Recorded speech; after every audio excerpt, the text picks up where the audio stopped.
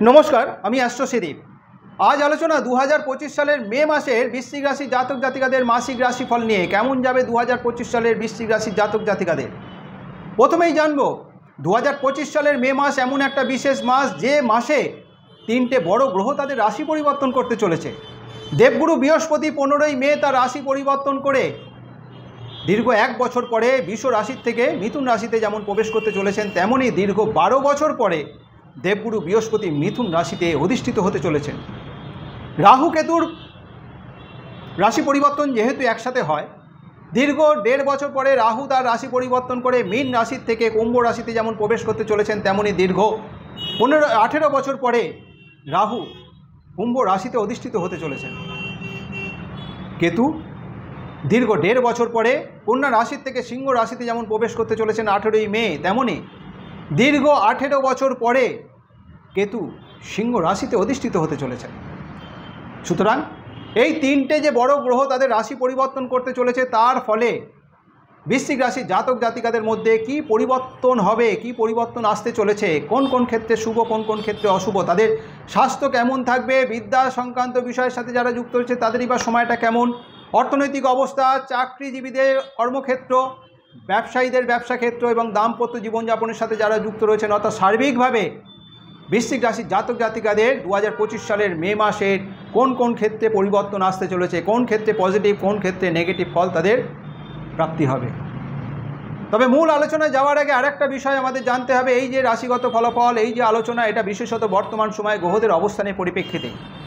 বৃশ্চিক রাশির জাতক জাতিকাদের ব্যক্তিগত জন্ম রাশিচক্রে গ্রহদের অবস্থান যদি শুভ অবস্থায় থাকে এবং তার সাথে সাথে বর্তমান গ্রহদের দশা অন্তর্দশার ফলাফল যদি শুভত্বের দিকে নির্দেশ করে, তাহলে শুভ ফলের পরিমাণ যেমন অনেকাংশে পজিটিভ হবে, তেমনই বৃশ্চিক রাশির জাতক জাতিকাদের ব্যক্তিগত জন্ম রাশিচক্রে গ্রহদের অবস্থান যদি অশুভ অবস্থায় থাকে এবং তার সাথে সাথে বর্তমান গ্রহদের দশা অন্তর্দশার ফলাফল যদি অশুভত্বের দিকে নির্দেশ করে, তাহলে শুভ ফলের পরিমাণ অনেকাংশে কম হবে।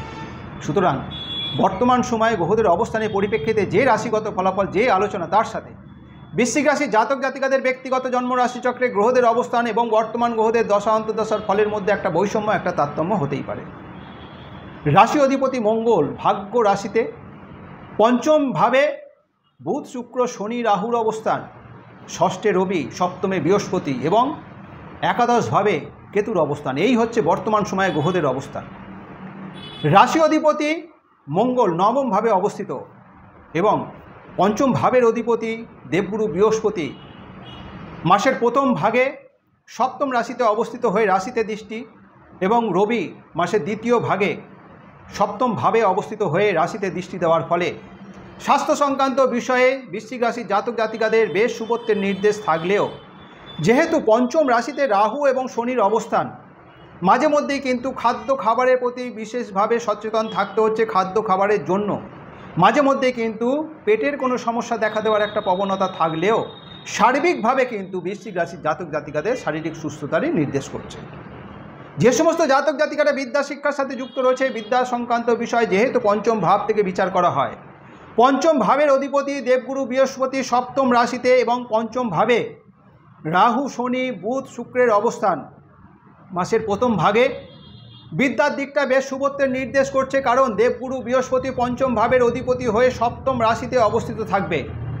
কিন্তু মাসের দ্বিতীয় ভাগে অর্থাৎ 15ই মে দেবগুরু বৃহস্পতি তার রাশি পরিবর্তন করে সপ্তম ভাব থেকে যখনই অষ্টম ভাবে প্রবেশ করবেন, তখনই কিন্তু বিদ্যা সংক্রান্ত বিষয়কে কেন্দ্র করে নানা প্রতিকূলতা, নানা বাধার মধ্যে দিয়ে চলতে হবে। এই সময় অর্থাৎ 15ই মের পর থেকে বিদ্যা সংক্রান্ত বিষয়কে কেন্দ্র করে অর্থাৎ বিদ্যার্থীদের পড়াশোনার ক্ষেত্রে একটা অমনোযোগিতা দেখা দেবে, অলসতা দেখা দেবে, পড়াশোনায় মন না বসার মতো একটা প্রবণতা যেমন থাকবে, তেমনই সফলতার ক্ষেত্রে বেশ দেরি হবে, সফলতার ক্ষেত্রে কিন্তু একটা বাধা তৈরি হবে। কিন্তু 15ই মের আগে যদি কোনো রকম কম্পিটিটিভ এক্সাম থেকে থাকে, তাতে যেমন সফলতা আসবে, তেমনই 15ই মে যদি কোথাও ভালো কলেজে ভর্তির কোনো পরিকল্পনা থাকে, 15ই মের আগে যদি সেই সিদ্ধান্ত নেওয়া হয়, তাহলে কিন্তু শুভ ফল লাভের সম্ভাবনা অনেকাংশে থাকছে। অর্থাৎ উচ্চ বিদ্যার্থীদের সফলতা 15ই মের আগে বেশ সফলতার দিকটা নির্দেশ করছে। অর্থনৈতিক অবস্থা বৃশ্চিক রাশির জাতক জাতিকাদের যথেষ্ট শুভ। রাশি অধিপতি নবম ভাবে অবস্থিত, ধনভাবের অধিপতি দেবগুরু বৃহস্পতি সপ্তম রাশিতে এবং সপ্তম ভাবের অধিপতি শুক্র উচ্চ অবস্থায় আয় ভাবের অধিপতি বুধের সাথে অবস্থিত থাকায় গ্রহগত এই শুভ প্রভাবের ফলে অর্থনীতি সংক্রান্ত বিষয়কে কেন্দ্র করে বৃশ্চিক রাশির জাতক জাতিকাদের যে বেশ সফলতার দিকটাই নির্দেশ করছে। আয় উপার্জনের ক্ষেত্রে ধারাবাহিকতা বজায় থাকবে, তবে ব্যয় প্রবণতার কারণে সঞ্চয়ের দিকটা বিশেষ পরিকল্পনা করে চলতে হচ্ছে। যে সমস্ত জাতক জাতিকারা চাকরিজীবী তাদের কর্মক্ষেত্রে মাসের প্রথম ভাগে কর্ম কিংবা কর্ম সংক্রান্ত কর্মক্ষেত্রকে নির্দেশ করে কোনো রকম চিন্তা ভাবনা, কোনো রকম প্রতিকূল পরিস্থিতির সম্মুখীন না হওয়ারই সম্ভাবনা থাকলেও মাসের দ্বিতীয় ভাগে বিশেষত 18ই মের যেহেতু রাহু এবং কেতু তাদের রাশি পরিবর্তন করতে চলেছে, কেতু যখনই 18ই মে একাদশ ভাব থেকে কর্মভাবে যখনই অধিষ্ঠিত হবে, কর্ম সংক্রান্ত বিষয়কে কেন্দ্র করে নানা রকম প্রতিকূলতা নিয়ে আসবে। কারণ কেতু যে ভাবে অবস্থিত থাকে সেই ভাবকে কেন্দ্র করে কিন্তু নানা রকম প্রতিকূল পরিস্থিতির সম্মুখীন করায়। অর্থাৎ কর্মভাবে যখনই অধিষ্ঠিত হবে তখনই বৃশ্চিক রাশির জাতক জাতিকারা যারা চাকরিজীবী তাদের নানা রকম প্রতিকূল পরিস্থিতির সম্মুখীন হতে হবে কর্ম সংক্রান্ত বিষয়কে কেন্দ্র করে, কর্মক্ষেত্রকে কেন্দ্র করে। এই সময় কর্মে মন না লাগা, কর্মক্ষেত্রে পরিবর্তন, কর্মস্থল পরিবর্তন, ডিপার্টমেন্টাল পরিবর্তন, সুতরাং এই সমস্ত বিষয়কে কেন্দ্র করে কিন্তু একটা উদ্বিগ্নতা, একটা অস্থিরতার মধ্যে দিয়ে চলতে হলেও জব লেস হওয়ার মতো কোনো রকম বড় ধরনের অঘটন না ঘটারই একটা সম্ভাবনা থাকছে। সুতরাং কর্মসংক্রান্ত বিষয়কে কেন্দ্র করে নানা রকম প্রতিকূল, নানা রকম উদ্বিগ্নতা, নানা রকম অস্থিরতার মধ্যে দিয়ে চলতে হলেও 18ই মের পর থেকে বড় ধরনের কোনো রকম কর্মসংক্রান্ত বিষয়কে কেন্দ্র করে বড় ধরনের কোনো রকম অঘটন না ঘটারই একটা সম্ভাবনা থাকছে। অর্থাৎ কর্ম লস, জব লস হওয়ার কিন্তু কোনো রকম সম্ভাবনা থাকছে না। যে সমস্ত জাতক জাতিকারা ব্যবসা বাণিজ্যের সাথে যুক্ত রয়েছেন, ব্যবসা অধিপতি শুক্র উচ্চ অবস্থায় অবস্থিত এবং সাথে আয় ভাবের অধিপতি বুধের অবস্থান। পঞ্চম ভাবের অধিপতি দেবগুরু বৃহস্পতি মাসের প্রথম ভাগে সপ্তম রাশিতে এবং রবি মাসের দ্বিতীয় ভাগে সপ্তম রাশিতে অবস্থিত হওয়ার কারণে ব্যবসা সংক্রান্ত বিষয়কে কেন্দ্র করে যথেষ্ট পরিমাণে শুভত্বের নির্দেশ করছে, যথেষ্ট পরিমাণে আয় উপার্জন বৃদ্ধি পাবে, অর্থাৎ ব্যবসায় যথেষ্ট লাভ বৃদ্ধি পাবে।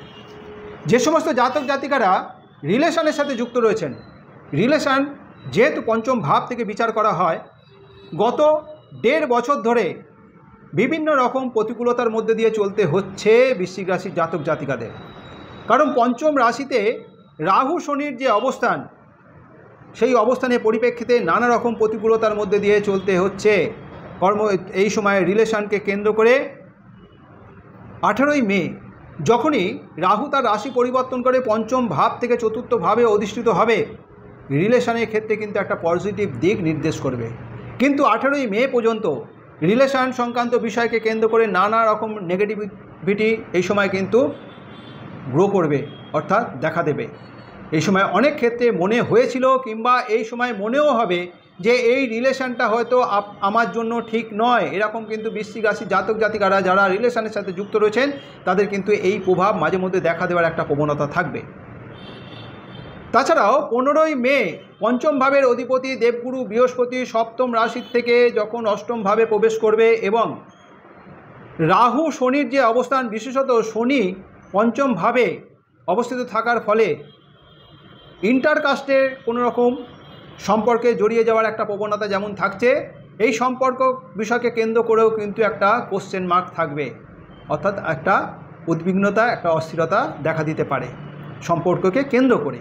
কারণ ইন্টারকাস্টের সম্পর্ক একটা সমস্যা দেখা দেওয়ার প্রবণতা থাকবে।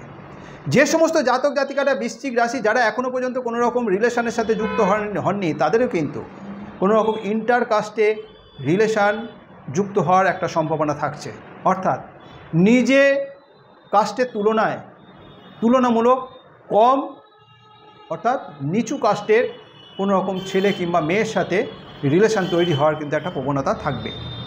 যে সমস্ত জাতক জাতিকারা দাম্পত্য জীবনযাপনের সাথে যুক্ত রয়েছেন, সপ্তম ভাবে দেবগুরু বৃহস্পতি এবং সপ্তম ভাবের অধিপতি শুক্র পঞ্চমে উচ্চ অবস্থায় অবস্থিত, রাশি অধিপতি মঙ্গল নবম ভাবে, সুতরাং বিবাহিত জীবনের ক্ষেত্রে বেশ শুভত্বের নির্দেশ করছে। পারিবারিক সুখ শান্তি বজায় থাকবে, দাম্পত্য জীবনের ক্ষেত্রে উভয়ের মধ্যে একটা আন্ডারস্ট্যান্ডিং বজায় থাকবে।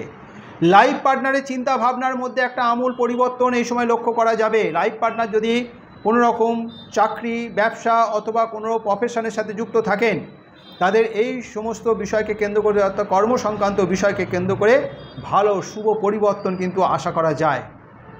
সুতরাং বৃশ্চিক রাশির জাতক জাতিকারা যারা দাম্পত্য জীবনযাপনের সাথে যুক্ত রয়েছেন তাদের কিন্তু বিশেষ শুভত্বের বার্তা থাকছে। গ্রহগত অবস্থানের পরিপ্রেক্ষিতে বৃশ্চিক রাশির ভাগ্যক্ষেত্র যথেষ্ট শুভ। তবে যে কোনো কাজই করা হোক না কেন, যে কোনো শুভ কাজ 15ই মের আগে করে নেওয়াটা বাঞ্ছনীয় হবে। কারণ দেবগুরু বৃহস্পতি রাশি পরিবর্তন করে যখন সপ্তম ভাব থেকে অষ্টম ভাবে অবস্থিত হবে, এই সময় কিন্তু যে কোনো শুভ কাজ না করাটাই বাঞ্ছনীয়। অর্থাৎ 15ই মের আগে যে কোনো শুভ কাজ, যে কোনো ইনভেস্টমেন্ট, যে কোনো শুভ কাজ করে নেওয়াটা বাঞ্ছনীয় হবে। 15ই মের পর থেকে একান্তই যদি করার প্রয়োজন পড়ে খুব ধীর স্থিরভাবে, খুব পরিকল্পনা করে, চিন্তা ভাবনা করে এগোনোটাই বাঞ্ছনীয় হবে, নতুবা নানা রকম সমস্যা দেখা দেওয়ার সম্ভাবনা থাকছে। সুতরাং বৃশ্চিক রাশির জাতক জাতিকাদের মে মাস 2025 সাল 3টে বড় গ্রহের পরিবর্তন এবং তার সাথে সাথে অন্য গ্রহদের অবস্থানের পরিপ্রেক্ষিতে বৃশ্চিক রাশির জাতক জাতিকাদের কী পরিবর্তন আসতে চলেছে, কোন কোন ক্ষেত্রে পজিটিভ, কোন কোন ক্ষেত্রে নেগেটিভ ফল তাদের আসবে, এই আলোচনার মধ্য দিয়ে বোঝানোর চেষ্টা করলাম। এই আলোচনা যদি আপনার কাছে গ্রহণযোগ্য মনে হয়, যদি ভালো লেগে থাকে, অবশ্যই লাইক এবং শেয়ার আশা করব। যারা এখনও পর্যন্ত আমার এই চ্যানেলটিকে সাবস্ক্রাইব করেননি, আমার পরবর্তী ভিডিও, পরবর্তী আলোচনাগুলোর লিঙ্ক পেতে অবশ্যই চ্যানেলটিকে সাবস্ক্রাইব করে নেবেন। আজ এই পর্যন্তই। ভালো থাকবেন, সুস্থ থাকবেন। ধন্যবাদ।